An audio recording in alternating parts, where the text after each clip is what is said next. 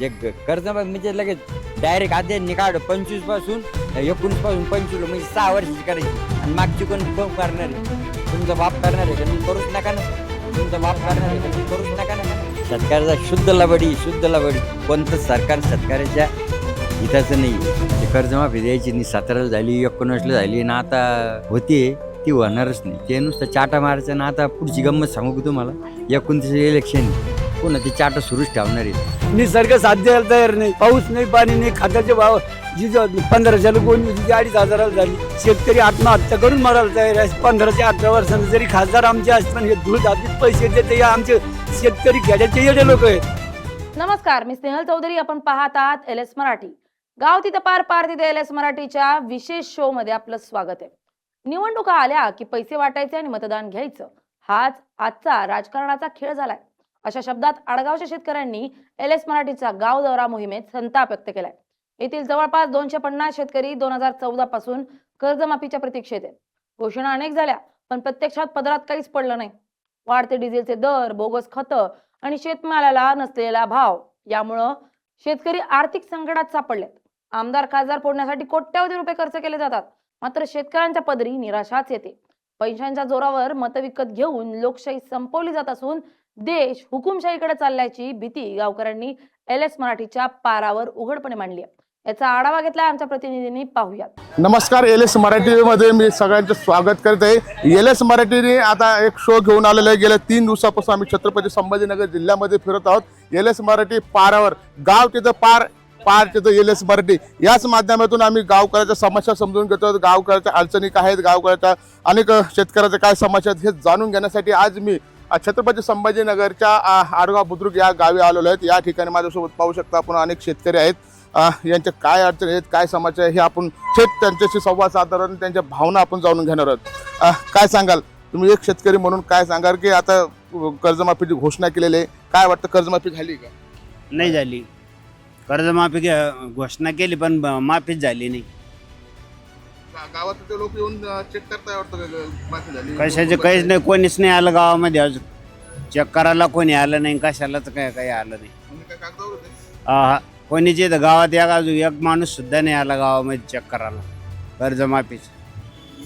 पोकळ घोषणा आहेत का? पोकळच घोषणा आहे तर काय, अजून कोणी आलंच नाही. एक तर माणूस नाही आला गावामध्ये अजून कर्जमाफी चेक करायला. काय वाटतं कर्जमाफी होईल की नाही? आता होय, सरकारनं घोषणा केलेली व्हायसाठीच केलेली आहे, पण मग कागदोपत्री काही दिसणारच नाही काही कुठं काही. माझ्यासोबत एक युवा आहे, तरुण आहे, त्याच्या देखील काही अडचणी आहेत, काय समस्या आहेत हे देखील जाणून घेणार. एक तरुण आहे, तू काय तरुणाच्या बेसिक समस्या काय? तरुणाला जर सगळ्यात पाहिलं शेतीला समजा शेतीला शेतरस्ते हवे, जे की अजून बी समजा घोषणा तर होतात पण शेतरस्ते अजून बी उपलब्ध होत नाही समजा शेतकऱ्यांसाठी. अजून जे खत वगैरे जे भेटतं ते ऑनलाईन पद्धतीनं समजा आमच्यासारखे तरुण तर करू शकतात, पण अजून असे वयस्कर शेतकरी जे की अजून ऑनलाईन करू शकत नाही, म्हणजे त्यांना ते खत बी उपलब्ध व्हायला सुद्धा अजून खूप साऱ्या अडचणी आहे. त्याच्यामुळे मग तरुण वर्गसुद्धा याकडे समजा जास्त ओढत नाही समजा शेतीकडे. भरपूर काही समस्या आहे शेतकऱ्यांना. नोकरीच्या संदर्भात काय वाटतं? सुवर्ण संधी आहेत? नोकरीकडे जर बघितलं तर अजून समजा असं काही वाटतच नाही की समजा शिक्षण झालं तरी असं जॉब भेटेल किंवा काही असं म्हणजे उल्हासानं एखादं डिग्री कंप्लीट करावं आणि त्यानं नोकरी लागेल असं एक तरुणाच्या मनात समजा आता राहिलेलंच नाही. असं शिक्षण घेऊन सुद्धा शिक्षण घेऊन सुद्धा मग असं काही म्हणजे त्याच्यामध्ये असं एक उल्हासी वातावरण निर्माण होतच नाही शेतकरी. माझ्यासोबत आणखी काही शेतकरी आहेत, आपण त्यांची देखील भावना जाणून घेणार आहोत. काय वाटतं तुम्हाला, ही जी काही कर्जमाफीची घोषणा झालेली आहे, कर्जमाफी झाली का? आणि खताची जे ऑनलाईन पद्धत राबवली ही चांगली होती का पहिली चांगली? पहिले अगोदरची खताची पद्धत चांगली होती, फक्त सरकारचं नियोजन पाहिजे. कारण का डुप्लिकेट खत आहे का ओरिजिनल आहे हे त्याचं काम आहे तपासायचं. शेतकरी काय पाऊस पडला की पळवतो आणायला. आता काय झालं, ऑनलाईन केलं गेल्यानंतर ऑनलाईन एकूण तिकून झालं की एक बॅग आहे चिवट आणला, एक बॅग आहे मोंड्याला, एक बॅग आहे करमाडला. म्हणजे काय झालं आणायचा खर्च किती होऊन जातो. म्हणजे एका जागेवरती सगळं मिळत नाही, ऑनलाईन होत नाही ते. आणि झालं बी तर असं हे होऊन जाते. याच्या अगोदर पेपरला बी आलेले. शेतकऱ्याची परिस्थिती काय झाली, नुसतं धावधा झालेली. पुढं सगळ्या गोष्टी पळवर आणि त्याच्या पाठ मग शेतकरी पळवर आणि जनता पूर्ण बघू राहिली. आज विचार करा, शेतकऱ्याला माल पिकवला मोठ्यात गेला त्याला भाव नाही, घ्यायला गेलं तर डबल किंमत झालेली, पुन्हा खताची 22 रुपये गुन्हे झालेली. पाऊस असा आहे, विचार करा, अगोदरचे जे 1500-1600 रुपये भाव होता खताला तो 22 रुपये झालेला, बियाचे भाव वाढलेले, औषधाचे भाव वाढले. शेतकऱ्याला करणार काय? आणि निसर्ग असा कोपलेला आहे. आणि सरकारच्या घोषणावर घोषणा, संध्याकाळी बातम्या चांगलं वाटतं, सकाळी वाटले की तीच गणगण असते जीवनात शेतकऱ्याची. याच्यापेक्षा दुसरं काही बोलू शकत नाही. बरं मला हे सांगा की तुमचं गाव अगदी शहराला लागून आहे. तुमच्या गावाच्या विकासाच्या बाबतीत जर बोलायचं झालं तर तुमच्या गावाचा विकास झालाय का? काही पाण्याच्या समस्या असेल, ड्रेनेजच्या असेल, हे झालंय का? पाण्याची समस्या पडदेऊन झाली, पण लाईट 6 घंटे झालेली आहे. पाण्याचे विजेचा तुटवडा आहे, त्याच्यामुळं ते टायमाला चालत नाही.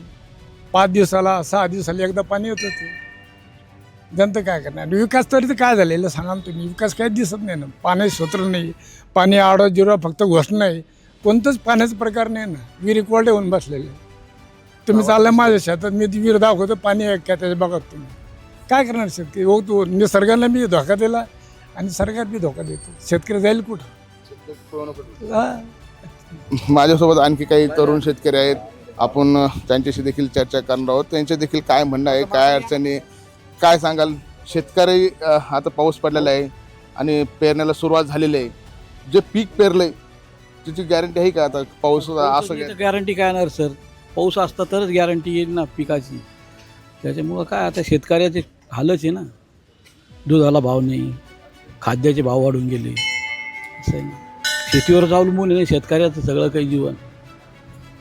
कर्जमाफीची घोषणा झाली को सांगा काय करता घोषणा होऊन? होऊन काय करता? होत नाही ना. नुसती घोषणा होऊन काय करता? शेतकऱ्याला काही समाधानीच नाही व्हायला. काय ते तुमच्या गावातले काही लोक बसले का त्या यादीमध्ये? कारण की त्याच्यामध्ये अनेक जाती काही नाही. मग आता पाऊस नाही, निसर्ग साथ देत नाही, इकडून सरकारी कर्जमाफी करत नाही, खताचे भाव वाढलेत, युरियाचे भाव वाढलेत, बियाण्याचे भाव वाढले. तुमचे जे माल आहे, तुम्ही जे धान्य पिकवता त्याचे भाव जे आहेत तेच आहे. ते जेच भाव आहे तेच आहे. त्याच्यापेक्षा डिझेलचे भाव वाढले, शेतकऱ्याचा खर्च वाढला. ट्रॅक्टरवाले म्हणते आमचे डिझेलचे भाव वाढले, तुम्हाला 2000 रुपये एक करणं हे करणं अशी घेऊन राहिली. काय करणार? खर्च वाढलाय आणि उत्पादन कमी झाली. शेतकरी जे आत्महत्या करतात तर शेतकऱ्याचं आत्महत्येचं कारण हेच असणार आहे. कारण की जे खर्च करतोय तेवढं उत्पादन निघत नाही, त्याचे पैसे भेटत नाही. पैसे भेटत नाही, उत्पादन निघत नाही ना. त्याच्यामुळंच आत्महत्येचं प्रकरण वाढतं. बाकी काय? शेतकऱ्याला जर समजा सगळं बाजारभाव भेटले तर कशाला आत्महत्या करीन शेतकरी? बरं, बाजारभाव नाही भेटले तर आत्महत्या करीनच ना.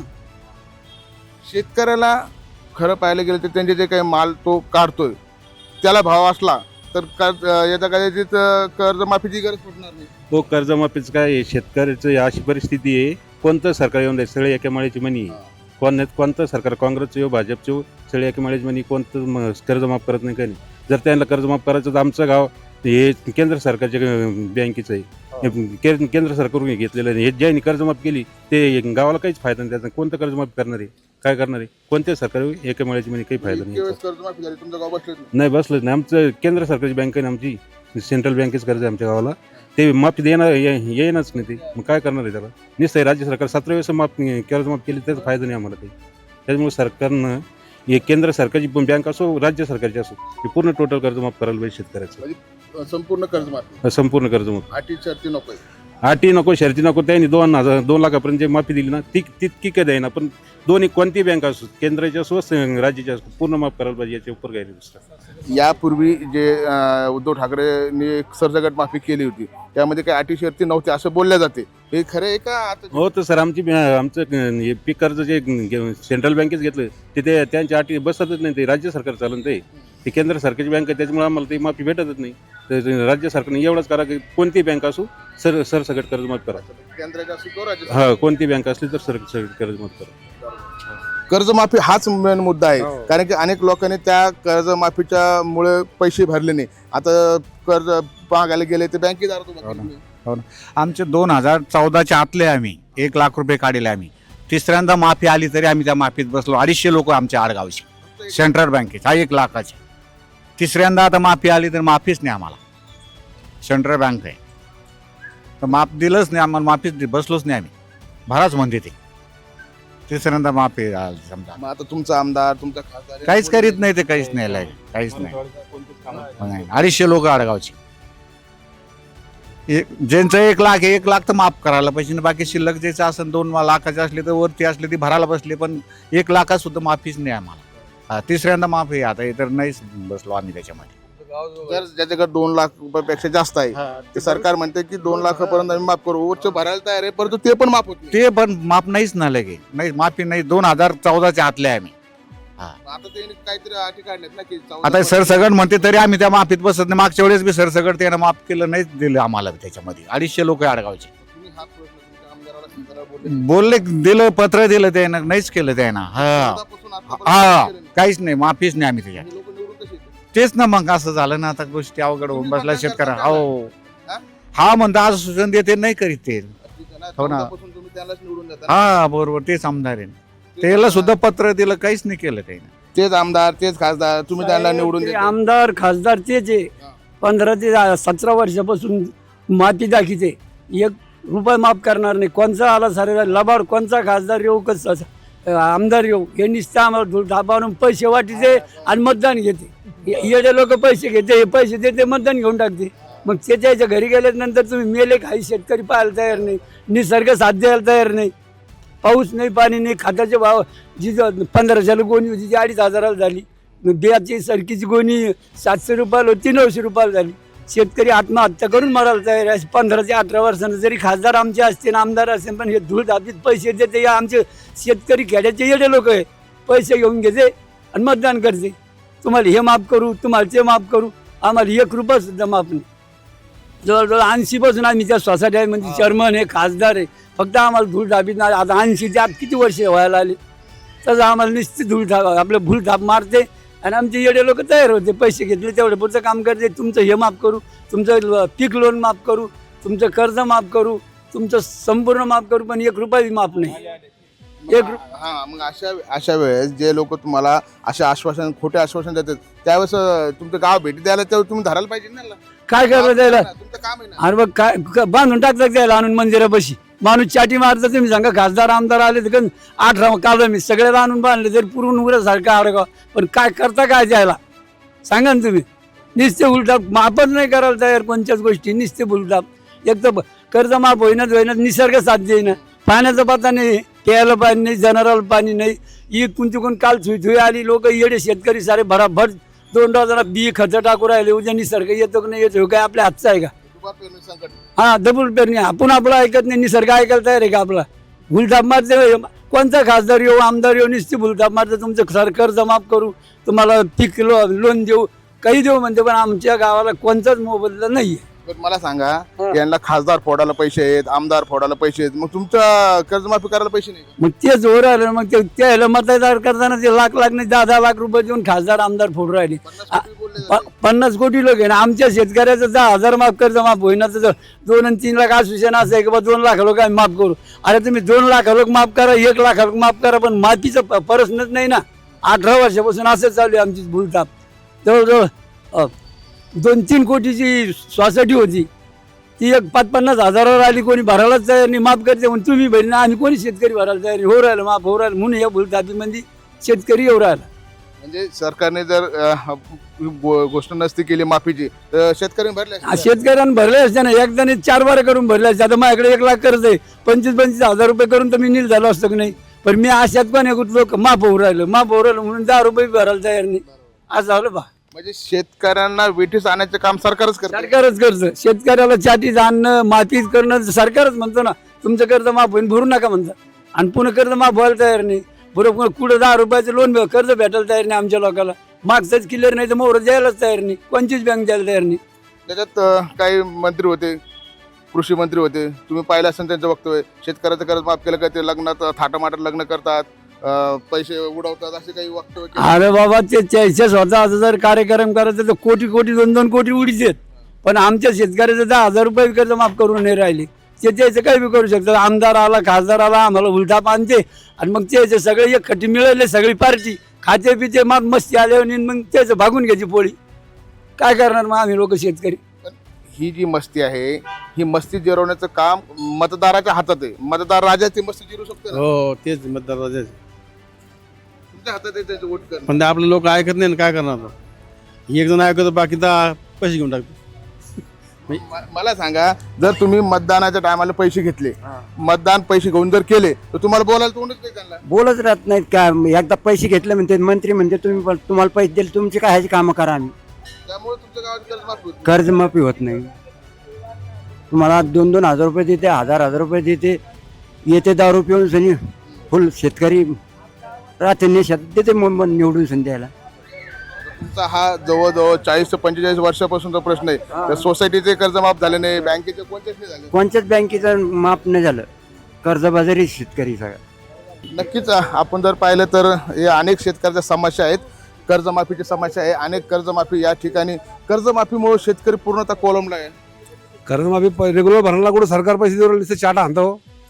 50,000 तुमच्या अकाउंटला टाक, कुठे 1 रुपया टाकत नाही. रेग्युलर भरणाला काही नाही. थकबाकीवाल्याला माफच करीत नाही आणि चालूवाल्याला बी अशीच परेशानी. आतापर्यंत नुसतं घोषणाच आहे का मग 50,000 काय? प्रोत्साहन देऊ? हा 1 रुपया नाही आला कॉललाच अकाउंटला, अजून कॉललाच नाही आला, नुसत्या चाटा. तर मला सांगा, एकीकडे जर पाहिलं तर खताचे भाव वाढलेत, डबल बिये बियाण्याचे भाव वाढले आणि तुमचा जो माल आहे मालाचे जे तेच हे कसं आता काय शेतकरी कसं वर येईल? आमची एकी नाही ना शेतकऱ्याची. आम्ही जर माल नेला नाही तर ते काय करतात?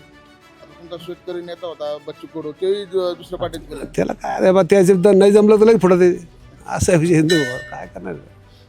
मला सांगा, एखादा खासदार तुम्ही आमदार निवडून देता आणि ज्यावेळेस तो निवडणूक असते त्यावेळेस तुमच्याकडे येतो, मतदान मागतो आणि निवडणूक झाल्यानंतर कोण्या पार्टीत जातो त्यावेळेस तुम्हाला विचारायचं होतं का मी इकडे जाऊ का? बिलकुल नाही. त्यानंतर पैसे मिळते ना, त्याला पैसे मिळाले चालले ह्या पार्टीत त्या पार्टीत.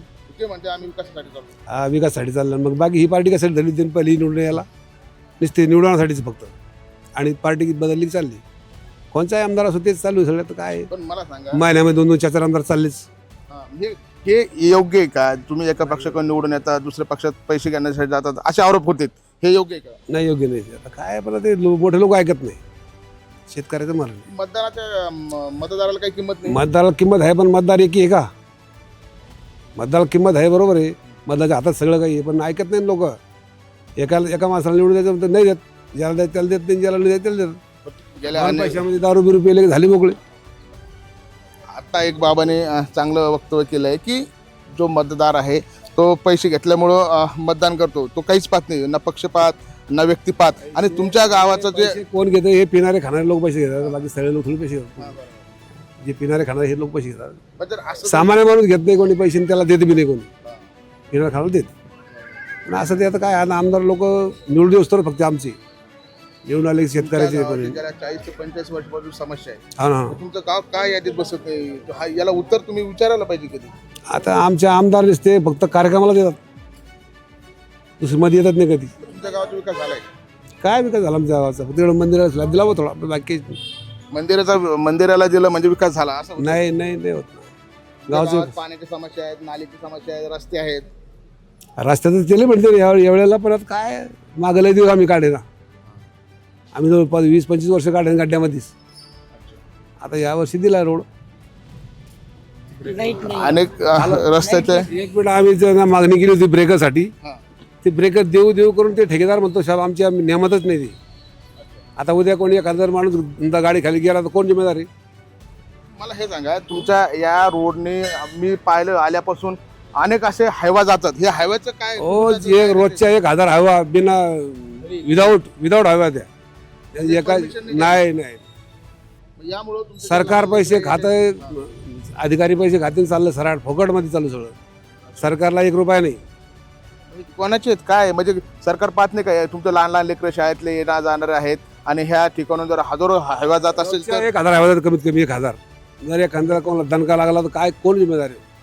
आम्ही लई मागणी केली 2-4 वेळ, ते ठेकेदार सा बदलून गेला. एखादा माणूस जाईन तर मग रस्ता बंद होईल, गाड्या फोडून जाळपोळ होईल, मग गाडी गावातली असो का बाहेरची असो.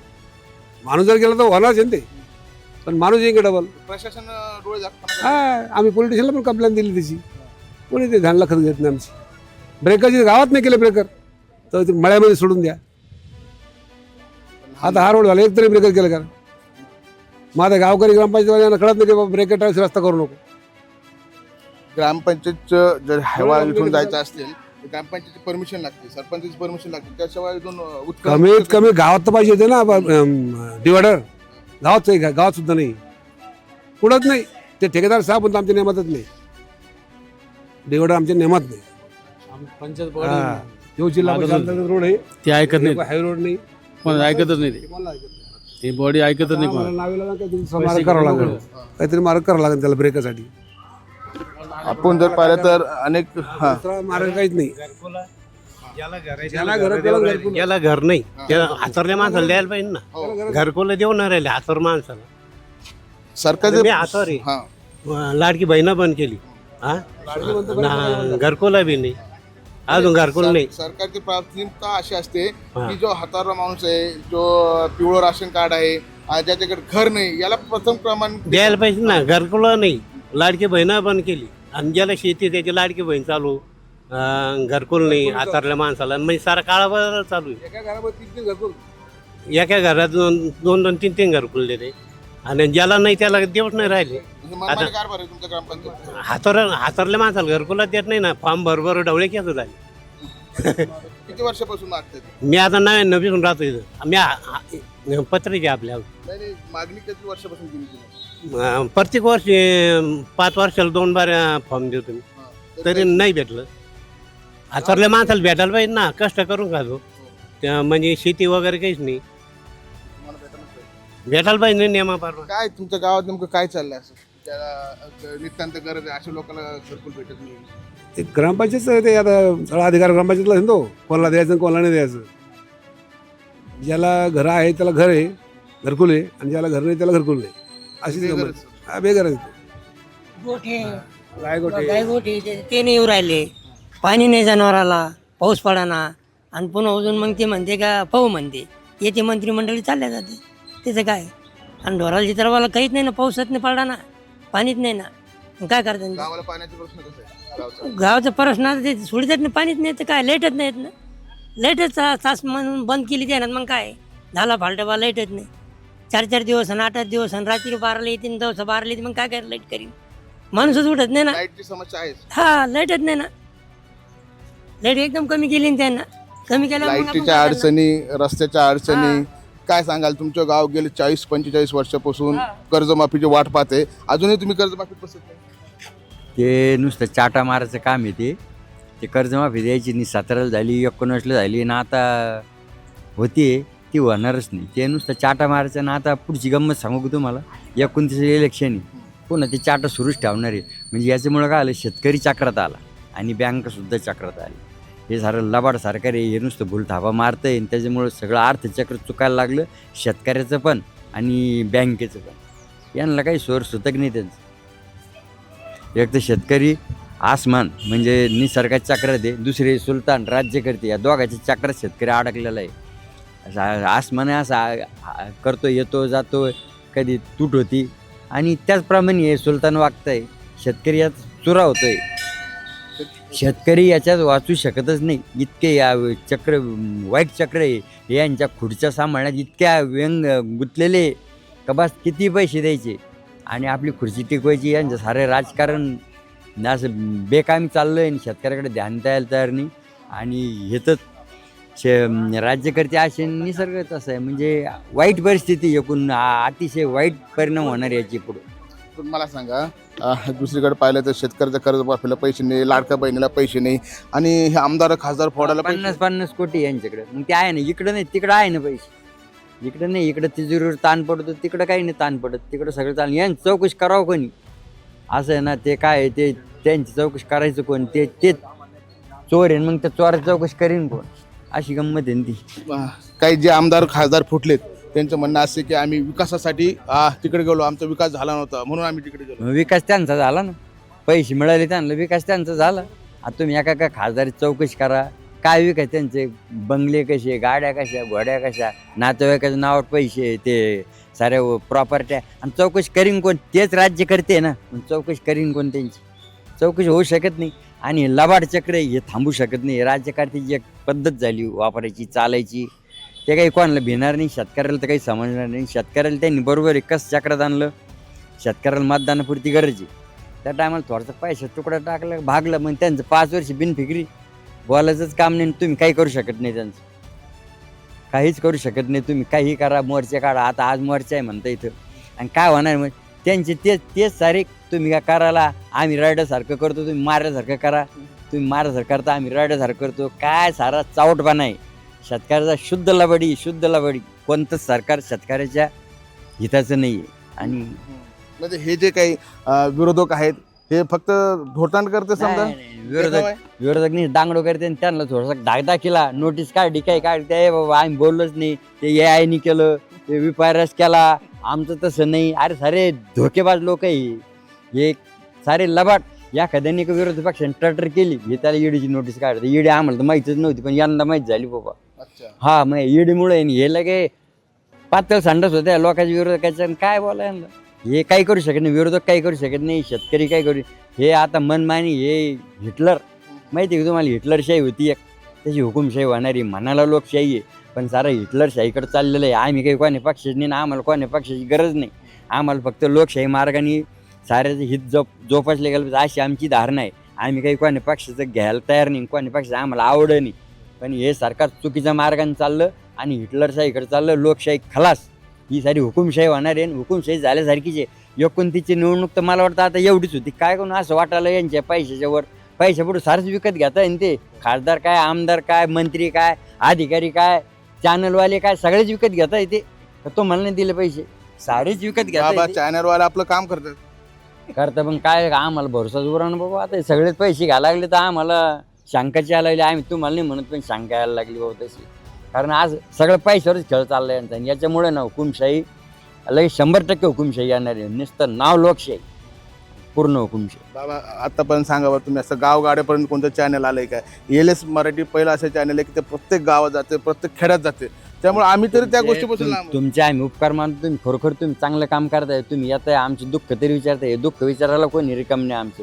आणि या काही चांगल्यावर यायला त्याला वरून दाब देते, तिकडे जाऊ नको, जादा शहाणपण करू नको. परवा एक आंदोलन झालं इथं काळे साहेबाचं, काहीतरी कर्जमाफीवर झालं तर वाटतं. थोडंसं येऊन दिलं नाही ते चॅनलवर नाही, पेपरला नाही. मग याला बड्या कशा आहे हे? काय भानगडी?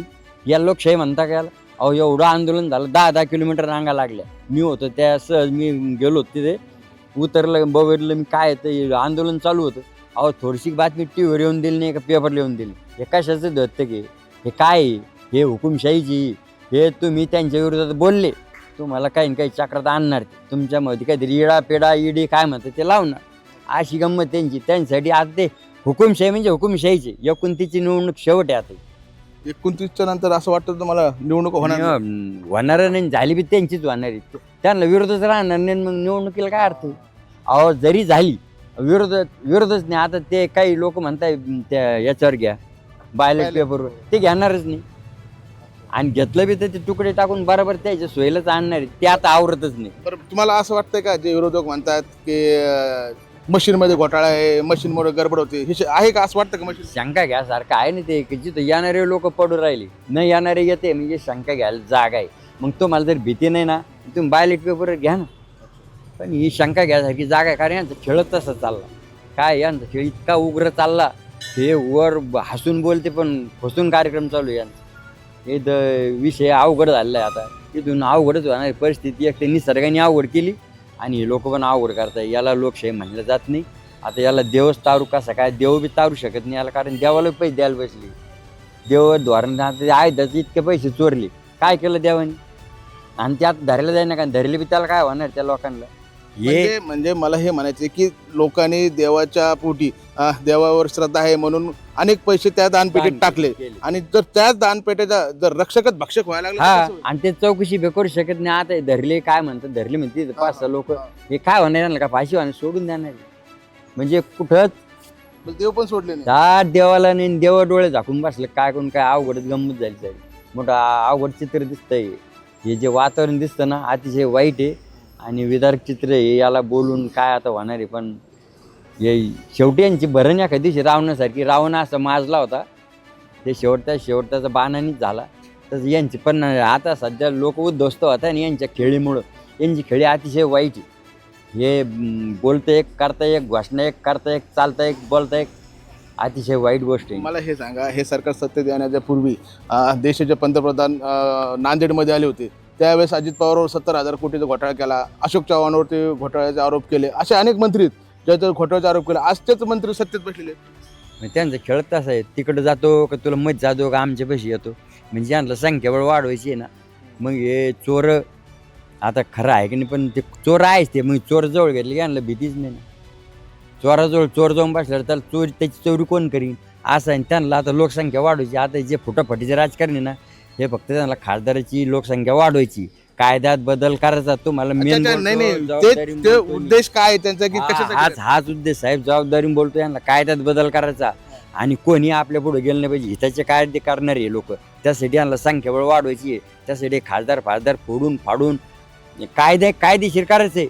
पण अशी हुकूमतशाही आणायची, हे तेच चाललंय, हे राजकारण तेच चाललंय. यांना गरज नाही आहे लोकांची, पण पुढं कायदा बदलण्याकरता, कायदा आपल्या सोयीचा करण्याकरता ही संख्याबळची वाढून चाललंय. ही अशी गंमत आहे. आता मला ऐकू आलं की 800 लोकसभा खासदार करणारे, ही तीच कला आहे त्यांची, की संख्याबळ वाढायची, बहुमताने आपण घ्यायचं, बहुमताने कायदे पास करायचे. कायदे पास करायला थोडंसं 2-3 काहीतरी बहुमत लागतं. आता मला तर काही कळत नाही, मी काही जास्त शिकलेलं नाही, पण हे वाटचाल तशीच आहे, वाटचाल ही तशीच आहे की हे संख्याबळ वाढून कायदे बदल करणार, कायदे त्यांच्या हिताचे करणार, तुम्हाला मारण्याचे करणार. शेतकऱ्याचा विषयच उरणार नाही, कोणताच विषय उरणार नाही. अशीच वाटचाल चालू आहे. म्हणजे जी आपल्या देशाची लोकशाही प्रणाली आहे त्या संपूर्ण देशामध्ये आपली चांगली आहे, आणि जर धोक्यात आली तर मग कसं? आलीच धोक्यात आलीच. आता धोक्याचा विषय नाही, धोक्यात आलीच ती, धोक्याचा काही विषय नाही. धोक्यामध्ये जी लोकशाही धोक्यातच आहे, ही मानाला लोकशाही आहे, सगळी हुकुमशाहीकडे. गावचा विकास झालाय, आता काय रोड फोड झाली, तेवढे विकासाला काय करतात. पाण्याचा प्रश्न कसा आहे? पाणी सध्या बरं आहे, पण आता सगळे इतकं काही 100% विकास नाही. क्लिअर नाही, सारं अडचणी. सरकार तर म्हणते 2 वर्षानंतर आम्ही शेतकऱ्यांना दिवसाला लाईट देऊ, तीही कंटिन्यू देऊ, कट होणार नाही. काय त्यांच्या लाबाडाचं आवत नाही जेवले खरं, ते गण सारं म्हणते आम्ही तुम्हाला जेव घालू, पण जेव्हा आम्ही बसू जेवू तेव्हा आम्हाला कळन हे लाबाड अशी चाटा मारती येईल. आतापर्यंत यांची झाली 15 वर्ष, यांच्या चाटा सगळ्या कळल्या. आता आम्ही लोक कर्जमाफी 3 बार चाटा झाले, मी चेअरमन होतो, 3 बार चाटा झाले, कोणालाच माफी मिळाली. तुमच्या गावाने काय असं पाप केलं की तुमचं गाव कर्जमाफी? आमचं पाप काय, साऱ्या गावात हिसतात आहे ताराय साहेब. कोणत्या गावाला असंच आहे, 2, 5, 10 लोक होतील. आता उद्या 30 तारखेला ते काढणारे यादी, असंच धरसोड कुठं 10-5 केले 3 कोटीचा व्यवहार आहे. मग 3 कोटी माफ करा ना, कर्जमाफी तर 3 कोटी आमचे सोसायटीवर कर्ज आहे, पूर्ण माफ करा. हे राज्य सरकार वेगळं, केंद्र सरकार. आमची बँक पीक कर्ज ही केंद्र सरकारची बँक आहे, सेंट्रल बँक. मग आता सेंट्रल बँकेत तर तुम्हीच आहे ना, मग तुम्ही इकडून तिकडे आवडनिवड का करा? तुम्हाला द्यायचंच नाही आहे. राज्य सरकारमध्ये तुम्ही, केंद्र सरकारमध्ये तुम्ही, पण तुम्ही दोन्हीकडे माफ करायला पाहिजे ना. 3 कोटी तुम्ही आज आळं मारा त्याच्यावर, आणि मग नवीन कर्ज आणि ते रेग्युलर भरायला लावा, त्याला कर्जमाफी म्हणता. हे चाटा मार, त्याच्यामुळे काय आम्ही चक्रात येईन, बँका चक्रात, आम्हाला अर्थ पुरवठा होईना आणि बँकेची वसुली होईना. अशी गंमत साऱ्या चावट गोष्टी आहे. कर्जमाफी लबाड, सारी लबाडी. आता उद्या तुम्हाला कळण, सारी लबाडी. जे कर्जमाफी म्हणजे लगेच डायरेक्ट आता निकाड 25 पासून 19 पासून 25, म्हणजे 6 वर्षाची करायची. आणि मागची कोण करणार आहे? तुमचा बाप करणार आहे का? मग करूच नका ना. मागची पूर्ण टोटल कर्ज माफ करा, आणि मग पुढे काय तुमच्या नियमाप्रमाणे द्या. तसं नाही 5 वर्षाची करायची. मग 5 वर्षात किती लोक बसणार? काहीच बसणार नाही. नक्कीच आपण पाहिलं तर ह्या होत्या शेतकऱ्याच्या भावना. अनेक शेतकऱ्यांनी आपल्या भावना ज्या आहेत या ठिकाणी व्यक्त केल्या आहेत. आज LS न्यूज जे आहे तर बुद्रुक या गावामध्ये, आडगाव बुद्रुक या ठिकाणी आले, थेट पारावरती आपण जनतेशी संवाद साधलेला आहे, आणि अनेक समस्या, अनेक अडचणी या ठिकाणी त्यांनी व्यक्त केलेल्या आहेत. कर्जमाफी मात्र हे थोतांड आहे, कर्जमाफी होणार नाही, आणि झालेली तर त्यामध्ये तुरळक लोक बसतील अशा देखील त्यांनी भावना व्यक्त केलेल्या आहेत. मात्र खरा प्रश्न जो आहे तो शेतकऱ्याचा आहे. शेतकऱ्याला कर्जमाफी हवी, ती ही संपूर्ण कर्जमाफी आहे. ज्यावेळेस सत्तेमध्ये येण्यापूर्वी मुख्यमंत्र्यांची घोषणा केली होती 7-12 कोरा करू, मात्र तो कोरा 7-12 होताना कुठं दिसत नाही. अनेक शेतकऱ्याच्या लाईटच्या समस्या आहेत, पिण्याच्या पाण्याच्या समस्या आहेत. या समस्या घेऊन शेतकऱ्यांचे आहे ते त्यांच्या भावना LSच्या माध्यमातून आपल्या व्यक्त केल्या आहेत. संजय आहेर, आडगाव बुद्रुक, छत्रपती संभाजीनगर. छत्रपती संभाजी महाराजांच्या पावनभूमीतील महागणपतीच्या आशीर्वादाने पंचतारांकित MIDC म्हणून ओळख असलेल्या शिरूर तालुक्यातील प्रत्येक गावचा आवाज बनवून प्रत्येक प्रश्नाला वाचा फोडण्यासाठी, शेतकऱ्यांना न्याय देण्यासाठी आणि तरुणांचे प्रश्न सोडवण्यासाठी LS मराठीच्या माध्यमातून आम्ही येतोय आपल्या गावी, आपल्या दारी.